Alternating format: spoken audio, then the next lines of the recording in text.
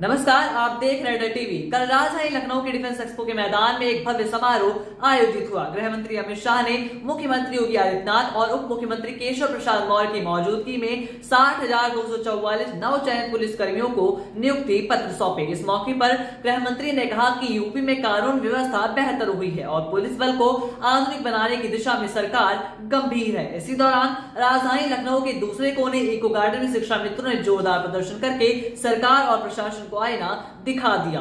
शिक्षा मित्रों का कहना है कि नई भर्तियां तो हो रही हैं, लेकिन सालों से बच्चों को जो पढ़ा रहे हैं उनकी हालत पर कोई भी ध्यान नहीं दे रहा। प्रदर्शन को अब 21 दिन पूरे हो चुके हैं, लेकिन कल के कार्यक्रम के दौरान जो प्रदर्शन हुआ वो खासा चर्चा में रहा। शिक्षा मित्रों ने अमित शाह से गुहार लगाने की कोशिश की, लेकिन अब तक कोई भी सुनवाई नहीं हुई। इको गार्डन में इकट्ठा हुए शिक्षा मित्रों ने अमित शाह से गुहार लगाई कि उनका मानदेय बढ़ाया जाए, नौकरी को स्थायित्व दिया जाए। उन्होंने कहा कि जब तक उन्हें परमानेंट नहीं किया जाएगा तब तक उनका आंदोलन जारी रहेगा। शिक्षा मित्रों का नेतृत्व कर रहे गुड्डू सिंह और जमुना प्रसाद ने कहा कि प्रदेश में करीब 50,000 शिक्षा मित्र हैं जो वर्षों से बच्चों को पढ़ा रहे हैं। इनकी सैलरी ना के बराबर है, ऊपर से भुगतान भी कई महीनों से लंबित रहता है। नई भर्तियों पर करोड़ों खर्च हो रहे हैं, ये बात अच्छी है, लेकिन शिक्षा मित्रों की मेहनत को आखिर क्यों नजरअंदाज किया जा रहा है। शिक्षा मित्रों के साथ साथ प्रदेश भर के हजारों अनुदेशक और आशा बहुएं भी अपनी आवाज उठा रही हैं। अनुदेशक कह रहे हैं कि उन्हें भी बेहद कम मानदेय मिलता है, जबकि उनसे स्कूलों में महत्वपूर्ण काम करवाया जाता है। वहीं आशा बहुओं की हालत तो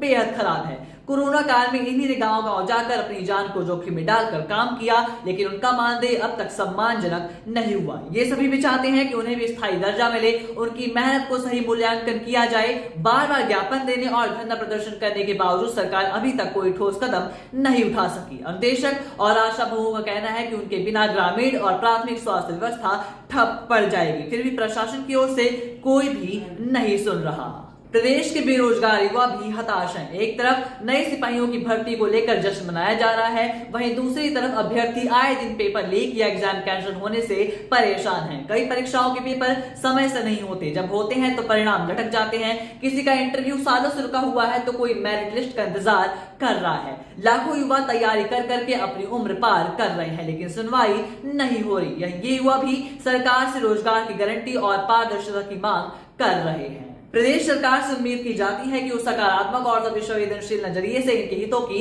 रक्षा करे, लेकिन दुर्भाग्यवश आज भी ऐसा होते नहीं दिख रहा। नतीजन शिक्षा मित्रों, शिक्षकों, अनुदेशकों और आशा बहुओं समेत हजारों अभ्यर्थियों का सब्र चकनाचूर होता जा रहा है। अब बड़ा सवाल यही है कि आखिर कब तक ऐसे हालात बने रहेंगे, आखिर कब तक इन्हें अपने अधिकारों के लिए सड़क पर उतरना पड़ेगा और अपनी आवाज उठानी पड़ेगी।